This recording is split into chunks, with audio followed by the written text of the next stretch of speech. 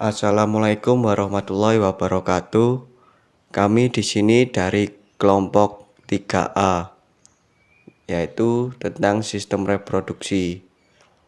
Di sini adalah gambaran dari sistem reproduksi, yaitu tentang pengertian. Yang kedua adalah bagian dan fungsi. Yang ketiga adalah penyakit. Yang keempat adalah cara menjaga kebersihan. Apa sih yang dimaksud dengan sistem reproduksi? Kamu nanya, udah biar aku kasih tahu ya. Apaan tuh? Reproduksi berasal dari kata re, kembali, dan produksi, membuat atau menghasilkan. Jadi reproduksi adalah suatu proses kehidupan manusia dalam menghasilkan keturunan demi kelestarian hidup. Sistem reproduksi sendiri diperlukan bagi makhluk hidup untuk menghasilkan, melindungi, serta mengangkut sel telur dan sperma. Reproduksi laki-laki bagian eksternal. 1. Penis. Terdapat 3 bagian utama anatomi penis, yaitu 1. Akar atau basis, 2. Batang penis, 3. Kepala penis. Pada ujung kepala penis terdapat lubang kecil, tempat keluarnya cairan semen dan urin. 2. Skrotum. Bagian dari sistem reproduksi pria yang terlihat berbentuk seperti kantung, letaknya berada di belakang penis dan merupakan tempat dari testikel. Pada skrotum juga terdapat banyak saraf dan pembuluh darah. Organ ini pun berperan untuk mengatur suhu testis. 3. Testis. Organ reproduksi pria berbentuk oval dengan ukuran sebesar biji zaitun. Ini terletak di dalam skrotum. Pada umumnya memiliki 2 testis. Fungsi testis adalah menghasilkan testosteron. Selain itu, organ ini juga berfungsi untuk memproduksi sperma.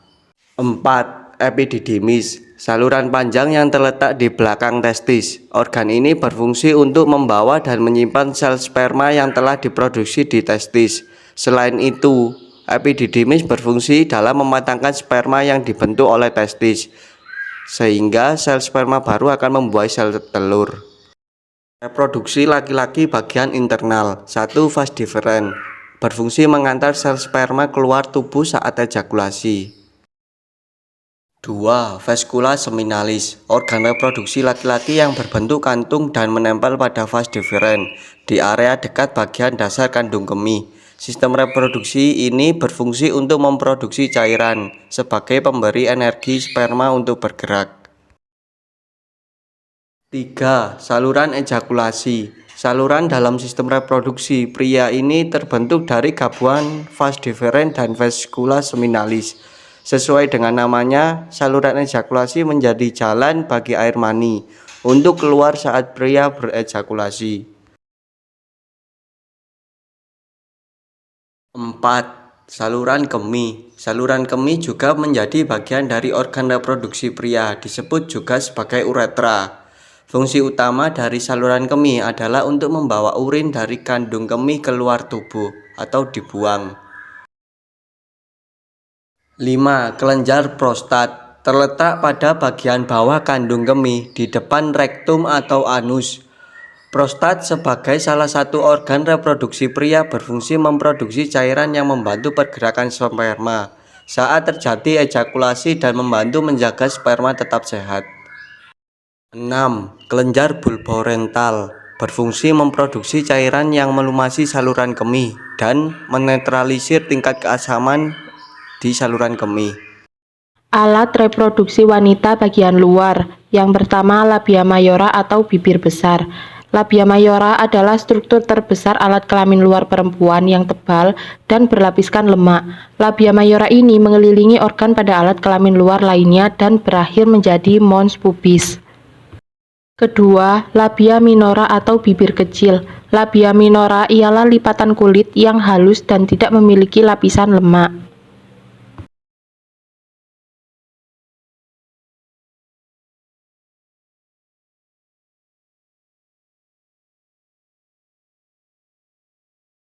Tiga, mons veneris. Mons veneris adalah tonjolan lemak yang besar sebagai pertemuan antara sepasang labia mayora.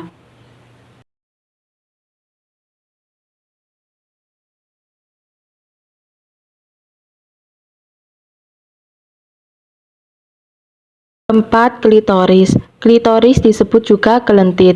Klitoris berupa tonjolan kecil dan memanjang serta homolog dengan penis pada pria. Sebagian besar tersembunyi di antara kedua labia minora.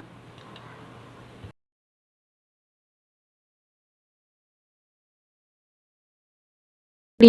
Orifisium uretrae. Uretral adalah muara dari saluran kencing yang terletak di bawah klitoris.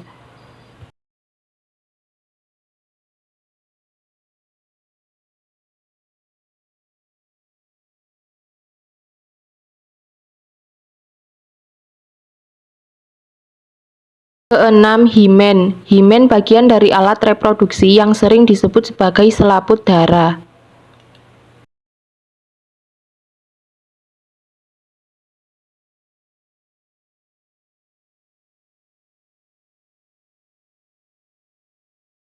Tujuh, kelenjar reproduksi.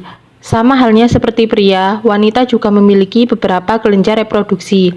Di antaranya adalah kelenjar vestibulari mayor dan minor, serta parauretralis.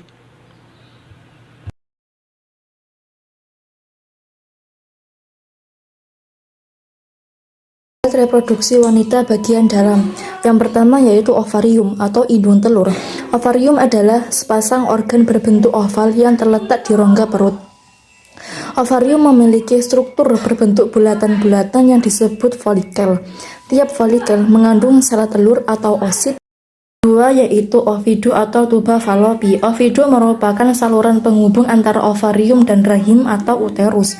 Di ujungnya terdapat fimbria yang menyerupai jari-jari untuk menangkap telur yang matang. Ovidu ini berfungsi untuk membawa sperma dan telur ke tempat terjadinya pembuahan, yaitu ampula tuba. Ketiga yaitu rahim atau uterus. Rahim pada wanita hanya ada satu dan tersusun atas otot yang tebal. Rahim bagian bawah memiliki ukuran yang lebih kecil dan biasa disebut sebagai leher rahim atau cervix. Dan yang keempat adalah vagina. Vagina merupakan alat kelamin wanita yang menghubungkan alat kelamin luar dengan rahim. Vagina terdiri atas otot yang membujur ke arah belakang. Dinding vagina banyak memiliki lipatan meskipun lebih tipis dari rahim.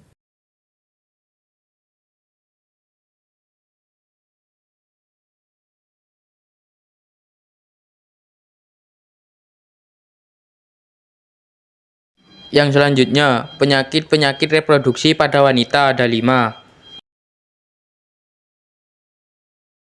Yaitu 1. Vaginitis. Penyakit vaginitis terjadi karena adanya infeksi pada area vagina yang disebabkan oleh beberapa mikroorganisme seperti bakteri, jamur, dan parasit. Infeksi ini dapat terjadi akibat kurangnya higienitas area vagina. 2. Kondiloma acuminata. Ditandai dengan timbulnya benjolan kulit. Ukurannya dapat bervariasi, mulai dari bintil-bintil yang sulit terlihat sampai gundukan lebih besar menyerupai bunga kol. Benjolan ini dapat terasa gatal, namun dapat juga tidak terasa gatal. 3. Kista ovarium adalah penyakit kista yang ditemukan pada indung telur, bukan rahim. Penyakit ini disebabkan perubahan sifat jaringan menjadi terlalu aktif bertumbuh. Pada sebagian kecil kasus, perubahan sifat ini dapat berubah lagi menjadi bersifat ganas, di mana pertumbuhan jaringan menjadi tidak terkendali. 4. Kanker serviks. Kanker atau tumor ganas adalah penyakit di mana jaringan tubuh bersifat ganas atau bertumbuh terus secara tidak terkendali dan dapat menyebar serta merusak jaringan atau organ lain. Dengan pengertian tersebut, kanker serviks merupakan penyakit kanker yang berasal dari jaringan serviks perempuan. 5. Radang panggul. Penyakit radang panggul disebabkan oleh infeksi yang terjadi pada saluran telur dan indung telur perempuan yang terletak di rongga panggul.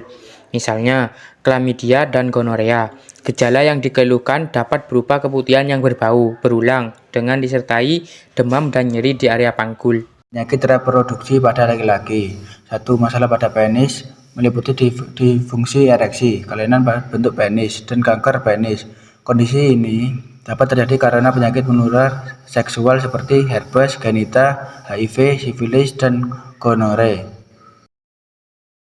2. Gangguan prostat. Terdapat beberapa jenis gangguan prostat seperti prostavitas atau peradangan prostat. Apabila penyakit tersebut terjadi, tentunya akan mengganggu fungsi dan prostat itu sendiri. Prostat merupakan sebuah kelenjar yang membungkus saluran kemih atau uretra pria.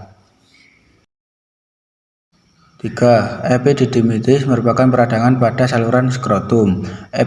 Epididymitis dapat menyebabkan buah jakar membengkak dan terasa nyeri, sebab saluran tersebut memiliki peran penting yaitu menyimpan sperma.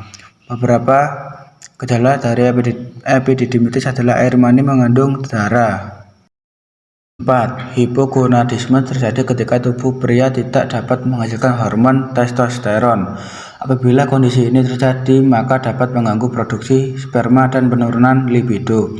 Tidak jarang, hipogonadisme berakibat pada infertilitas karena fungsi organ-organ reproduksi lainnya. 5. Orchitis. Penyakit satu ini biasanya terjadi karena adanya infeksi bakteri atau virus. Orchitis dapat menyerang salah satu testis ataupun keduanya. Hampir mirip dengan epididymitis, beberapa gejala yang terjadi karena orchitis adalah bengkaknya buah jakar. Cara pencegahannya: 1. Menjaga kebersihan. Pastikan untuk selalu membersihkan organ intim terutama setelah buang air. Cara membersihkan vagina setelah buang air yang ideal adalah membasuh dengan air dari depan ke belakang. Setelahnya keringkan vagina dengan disegel menggunakan tisu sekali pakai. Selanjutnya area vagina dijaga tetap bersih dan jangan lembab. Yang kedua, mengonsumsi makanan sehat. Sangat dianjurkan untuk mengonsumsi makanan kaya akan protein, lemak sehat, antioksidan, serat, vitamin, dan mineral. Beberapa contoh makanan yang sangat baik untuk organ reproduksi adalah tomat, tuna, makarel karena kaya akan nutrisi baik. Yang ketiga, menghindari seks beresiko. Penyakit reproduksi juga rentan terjadi karena bakteri yang ditularkan melalui hubungan seksual. Berhubungan seksual dengan lebih dari satu pasangan memiliki risiko paparan dengan semakin banyak bakteri yang dapat berpindah saat hubungan seksual. Yeah, hey, yeah, hey, yeah.